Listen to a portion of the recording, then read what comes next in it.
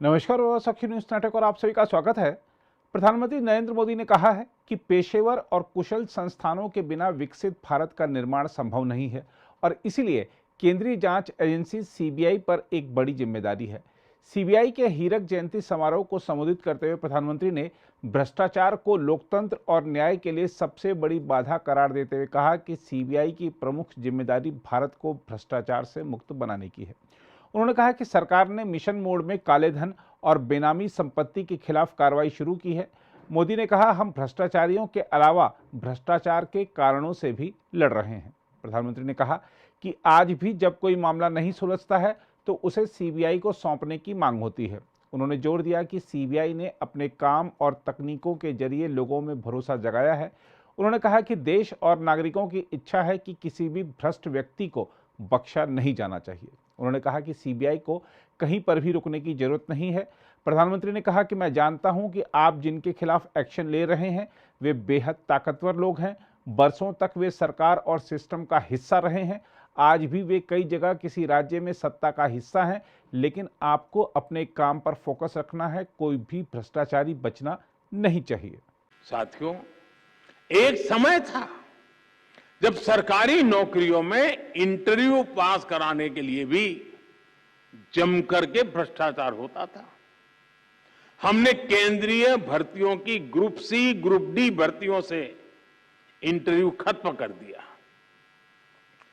एक समय में यूरिया के भी घोटाले होते थे।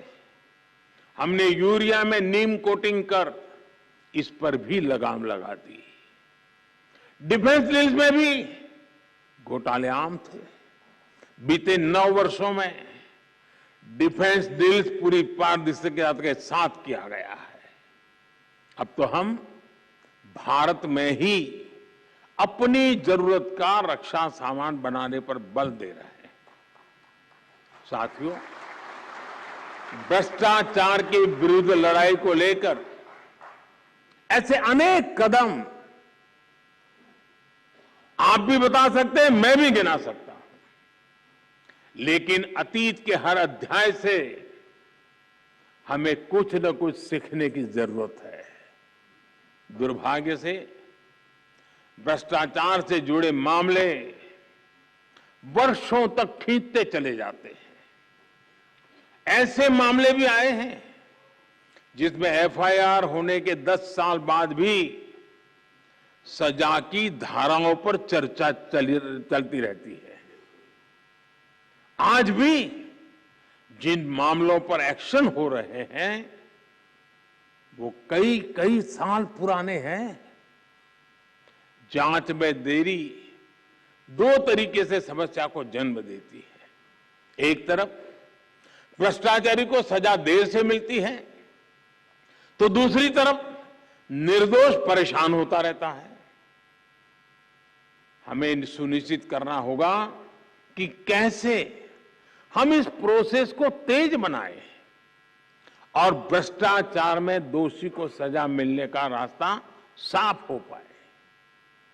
हमें बेस्ट इंटरनेशनल प्रैक्टिसेस को स्टडी करना होगा। जांच अधिकारियों की कैपेसिटी बिल्डिंग पर फोकस करना होगा। और साथियों, आपके बीच मैं एक बात फिर स्पष्ट करना चाहता हूं। आज देश में करप्शन के खिलाफ कार्रवाई करने के लिए राजनीति की इच्छा शक्ति में कोई कमी नहीं है। आपको कहीं पर भी हिचकने, कहीं रुकने की जरूरत नहीं है। मैं जानता हूं जिनके खिलाफ एक्शन ले रहे हैं वो बहुत ताकतवर लोग हैं। बरसों बरस तक वो सरकार का, सिस्टम का हिस्सा रहे हैं। संभव है कई जगह किसी राज्य में आज भी विकसित सत्ता का हिस्सा हो। बरसों बरस तक उन्होंने भी एक इकोसिस्टम बनाया है। इकोसिस्टम अक्सर उनके काले कारनामों को कवर देने के लिए, आप जैसे संस्थाओं की छवि बिगाड़ने के लिए एक्टिव हो जाता है। एजेंसी पर ही हमला बोल दो, ये लोग आपका ध्यान भटकाते रहेंगे, लेकिन आपको अपने काम पर फोकस रखना है। कोई भी भ्रष्टाचारी बचना नहीं चाहिए। हमारी कोशिशों में कोई भी ढील नहीं आनी चाहिए।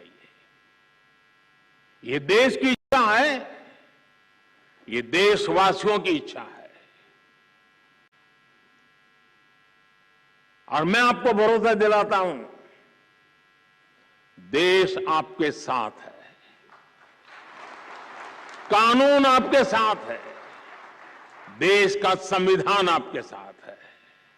साथियों, आज हम इंटरनेट बैंकिंग की बात करते हैं, यूपीआई से रिकॉर्ड ट्रांजैक्शन की बात करते हैं, लेकिन हमने 2014 से पहले का फोन बैंकिंग वाला दौर भी देखा है।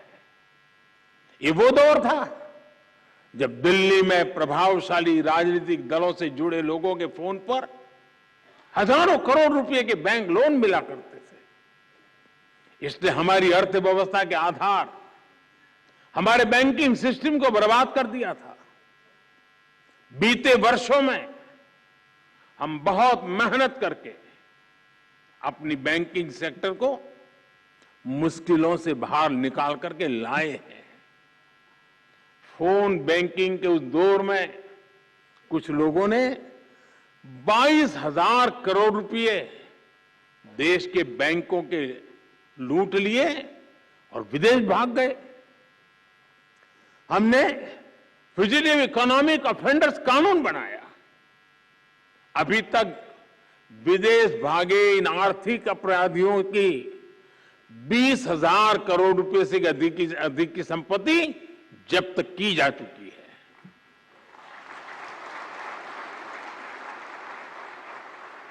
साथियों, भ्रष्टाचारियों ने देश का खजाना लूटने का एक और तरीका बना रखा था, जो दशकों से चला आ रहा था।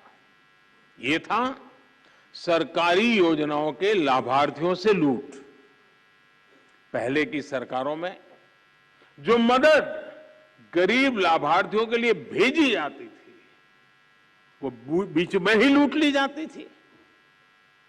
राशन हो, घर हो, स्कॉलरशिप हो, पेंशन हो, ऐसी अनेक सरकारी स्कीम्स में असली लाभार्थी खुद को ठगा हुआ महसूस करते थे। और एक प्रधानमंत्री ने तो कहा था, 1 रुपया जाता है 15 पैसा पहुंचता है।